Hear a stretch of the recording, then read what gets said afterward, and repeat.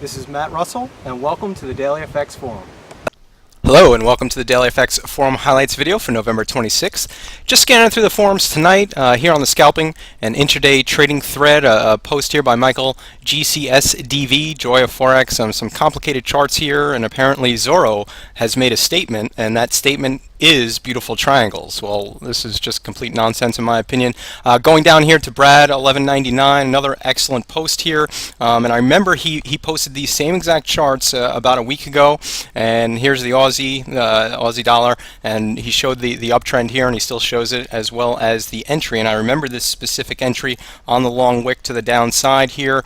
Personally, I said at the moment, although I didn't enter at all, I was waiting for prices to come down a little bit closer to this line. Personally, I might have missed this trade because prices, we can see, never get down fully to the line, but with that being said, Brad, certainly mentioned the trade at that point, and he was long there. And again, Brad 1199, great forum member, and always very simple, straightforward charts, shows his trades, shows his entries and his exits, and something we should always be looking for.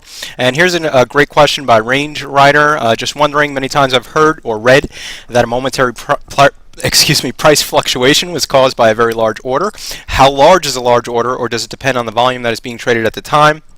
And Sean comes back and mentions a very important thing about the FX market, and it's very common, especially for people who have experience in the equities market, in terms of manipulation. And it's something and this is something Sean addresses very clearly in his post, in terms of you really don't have to worry about manipulation in the FX market. It's just way too large, and even a large player is not going to mess around with this market, because you will get steamrolled. You will get run over if supply and demand moves against you, if just the forces of nature, if you will, and it's not worth the risk, no matter what kind of trader you are. Now, with that being said, I can understand the logic coming from the equities markets, because if you're trading a thin stock, let's say that doesn't have a lot of volume, it's very easy for a market maker maybe to manipulate prices. But I wouldn't even say it's manipulating. It's they're a market maker. They have to protect the risk and things like that. But again, these are things you do not have to worry about in FX. It's one of the reasons why I trade this market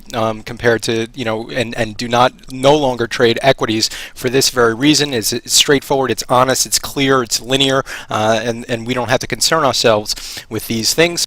So I just wanted to go ahead and thank you all for posting tonight. Great posts. And again, I want to take this opportunity to formally welcome you all to the DailyFX forums. I want to go through the process of how I personally access the forums, and how maybe you at home, if you want to access the forums in the future, might do so. The first thing you would do is go to www.dailyfx.com, and that will bring up, obviously, dailyfx.com, and usually there on the upper right hand corner, I'll go ahead and click on where it says forum, and that will bring up the first page of the forums. And this view, I personally don't use this view, but this view actually shows you the most recent posts on all the threads within the different sections, and a little detail about those posts, so you can read through and see if there's something catches your interest. But personally, I go ahead and just click on forums and view them in the more traditional sense. Now, these are different threads within the forum. There's a section on education, such as DailyFX course instructor tips, which would be good for newer traders, and then for more advanced traders. And I just want to go ahead, personally, the way I use the forums is I would go through the individual threads, just looking for trade ideas, maybe looking at charts, looking at certain lines that maybe I didn't put up on my chart, but another trader might have put up on their chart. I tend to, shy away from using direct trade recommendations from other forum members, but it helps me to sort of even out my analysis, make sure that I'm seeing things, with the right mind, in terms of, I might be missing stuff that other traders can see, and that's my personal way of using the forum. Every trader is going to be a little bit different in how they use it. So if you want to ask questions, if you want to become an active participant of the members, you would have to go ahead and register. So that's what I'm going to go through now, is the registration process. So assuming you're brand new to the forums, or maybe you've been here a few times and you're not really sure how it works, so I just want to walk through again the registration process. This would be the front page where you would access, or the previous page. You'd have the same little box here on the left hand side. My username and password are already filled out here, but assuming you're a new member, you would click on where it says register, and that will bring up the registration page. If you give me one moment here while my browser loads.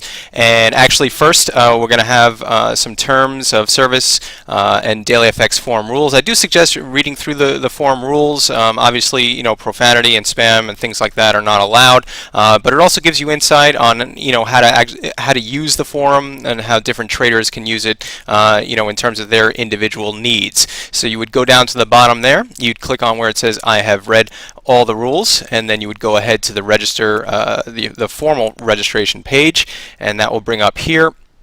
And you can go ahead and select the username, and how about we'll use 4x, and that name is already in use, so maybe add a few more x's there. Again, it really, you know, your individual username is up to you, and you go ahead and fill in your password, your email address. Now, the most difficult aspect of registration for the DailyFX forums will be figuring out these letters in the box here. Now, I'm a semi-intelligent person, but I have a very difficult time figuring out which letters and numbers to use. Now, there is a reason for this madness. It helps with security, but I would suggest just going ahead and keep on clicking that refresh image until something comes through that you can actually identify and see. Then you can go ahead and enter your birthday, but you can decide whether or not to display that to other forum members. And then also, if you were referred by somebody, you can enter that information there. The time zone, that should default to your computer, but you should, you know, double check and make sure. And then you can opt in, and I would, you know, suggest opting in for these emails in terms if the administrators want to go ahead and send you some notices about the forum, and then you would complete registration. Now what happens is they would send you an email to the email address that you put up here, and that email will include a link, and all you would have to do is go ahead and click on that link, and that link will bring you inside the forum, and you would now be a member of the DailyFX forums. Again, this is Matt Russell. Thanks for listening.